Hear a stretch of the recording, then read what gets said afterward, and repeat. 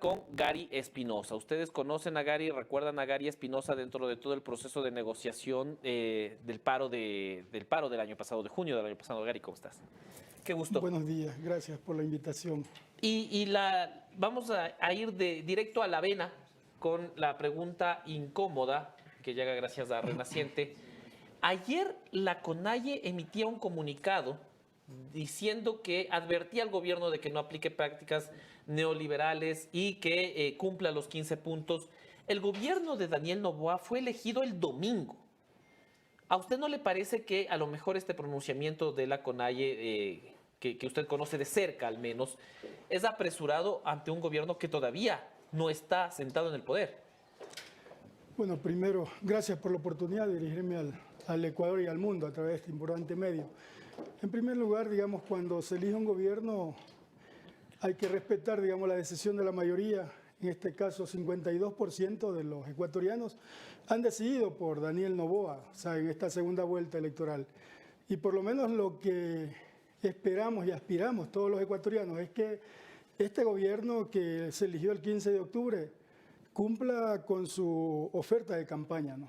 Y esperamos que esa oferta de campaña sea cumplida porque el Ecuador no aguanta más. Es decir, el problema de inseguridad, la falta de empleo, la atención social, la falta de carretera, escuelas, escuelitas rurales que no son atendidas. Que este gobierno del señor Daniel Noboa comience a atender una vez posesionado.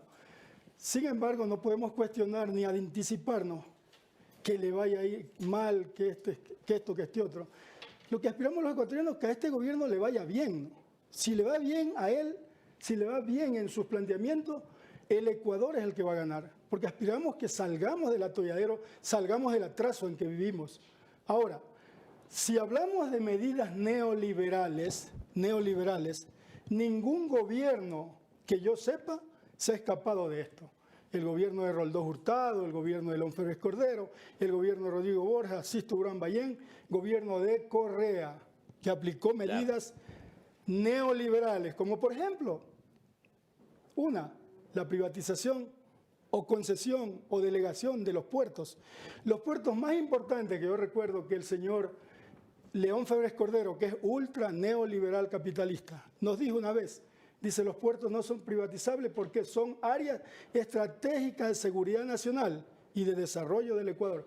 Por tanto, todos los gobiernos han aplicado medidas neoliberales. Si hablamos del petróleo, usted sabe, las negociaciones petroleras son las que más hemos perdido ingresos para el Estado ecuatoriano. Las mejores para mí, según la historia, son, digamos, las que hicieron los militares en el caso de Rodrigo Lara y el triunvirato militar.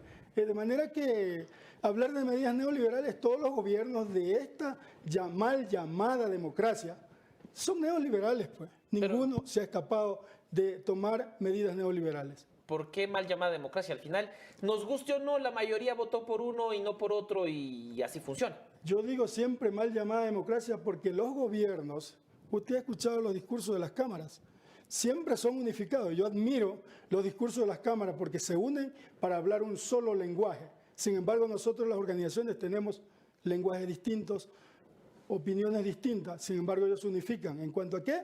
Reducción de impuestos, perdón de impuestos, rebajas tributarias. Es decir, ellos buscan beneficios para ellos. Imagínense ustedes, desde el 2010 hasta la presente, se han perdonado 56.000 millones de dólares vía exoneración tributaria o rebaja de tributos. De manera que son 56.000 millones de dólares. Eso está bien, que ellos luchen por su gremio.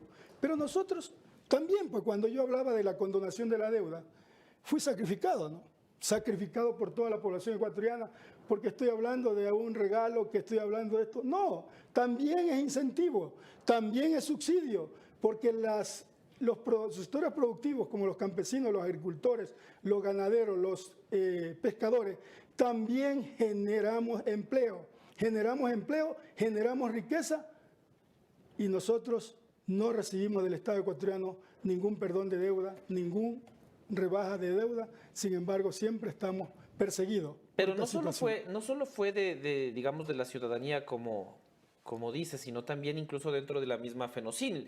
Hubo un conflicto, yo finalmente no sé en qué quedó, quién mismo es el presidente de la FENOCIN, si es que la persona, Zarango, que era cercana a Leonidas Diza, logró su objetivo, había un ala que le apoyaba a usted, es decir, dentro de la misma FENOCIN hay un fraccionamiento importante que debería analizarse.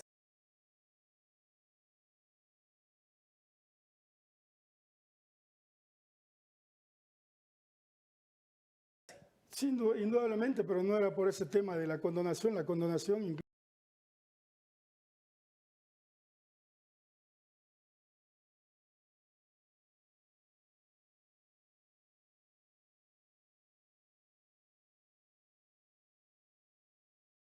incluso ni muchos dirigentes que estuvimos en el Pacto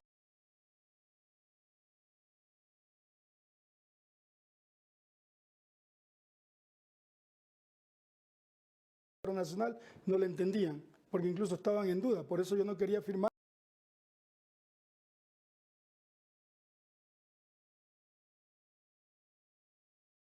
el acta de paz. No quería firmar el acta de paz por eso, porque primero muchos planteamientos de la FENOCIN se habían eliminado, se habían borrado. Leonidas Diza y los líderes deberían acercarse y invitar al diálogo para plantear sus puntos en lugar de amenazar. No, yo más bien creo que el gobierno del presidente Noboa ha sido electo y en buena hora que ha tenido un 52%, más bien debe de llamar al diálogo. Él antes de posesionarse debe llamar al diálogo a todos los sectores, no solo a las organizaciones sociales, indígenas, campesinas, sino a las cámaras, a los gremios, a todos los trabajadores, porque este país necesita un aporte de todos. Necesitamos de la unidad de todos los ecuatorianos para sacar adelante este país porque realmente no aguanta más. La crisis es profunda porque, como le decía, los gobiernos se han dedicado solo a perdonar deuda de los grandes empresarios, pero no a solucionar los problemas de fondo que tenemos todos los ecuatorianos. Le voy a dar la palabra a Anderson Boscan, que está conectado también. Gary, su cámara es la número 3. Le doy las gracias a Gary por estar en los estudios de La Posta. Le envío un saludo a la distancia. Buenos días. Gracias. Buenos días, Anderson. Gracias por la oportunidad. Gary, ¿crees que la declaración de Leonidas Diza, además de inoportuna, tiene algún cálculo equivocado? Es decir, ¿es una reivindicación de fuerza a los movimientos sociales que lo que quiere es llamar la atención al presidente? Decirle, oye, no vuelvas a cometer el mismo error que han cometido los anteriores de gobernar ignorándonos, ¿o es una forma errónea, desacertada de creer que los movimientos sociales son más importantes que los votos de la mayoría?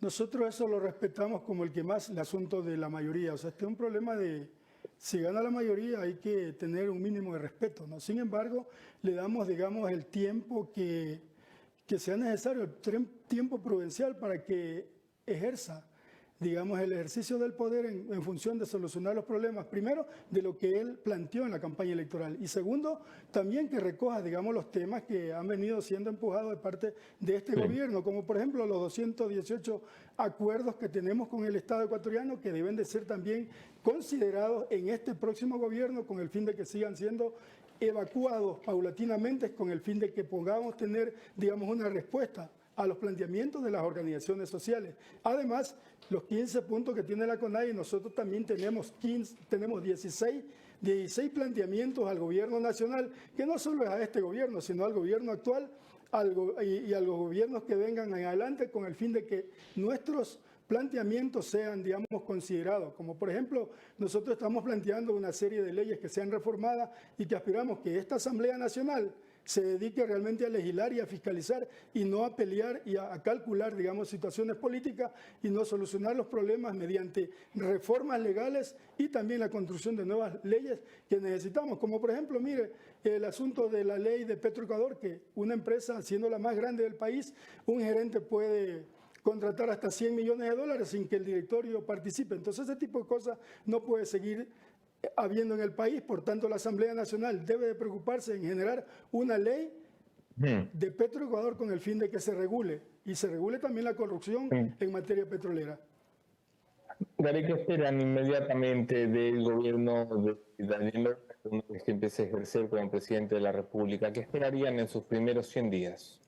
Bueno, primero que cumpla con sus ofertas de campaña. Él ha prometido una consulta popular y en estos 100 días debería de generar el mínimo de consenso con todos los sectores para generar, digamos, las preguntas y tener esa consulta popular antes de los 100 días, digamos, con el fin de que podamos hacer reformas profundas a este sistema político que yo le llamo mal llamada democracia, porque realmente es injusto, porque siempre legislan o siempre gobiernan para los sectores más poderosos, para los sectores que más tienen, y los sectores que menos tenemos no se los considera como ciudadanos de primera. Entonces lo que queremos es que los pobres, los ricos, los medianos, aquí no se trata de odiarnos entre pobres y ricos, se trata de buscar soluciones profundas a los problemas que tenemos en el Ecuador. Esperamos que en los 100 días el señor Daniel Noboa cumpla, digamos, con algunas ofertas que ha hecho, digamos, en su campaña electoral, con el fin de que se vea que realmente él está dispuesto a cumplir con su programa que ha propuesto, digamos, a los ecuatorianos. Perfecto. Muchas gracias, Gary, por haber participado esta mañana en el programa. Agradecemos, muchísimas gracias, Gary, por haber sido parte de este espacio. Estaremos pendientes también Muchas de las gracias decisiones por que la vayan oportunidad. tomando. Gracias, a la orden, gracias. Y tenemos ya, para pasar, creo que no me queda ninguna mención,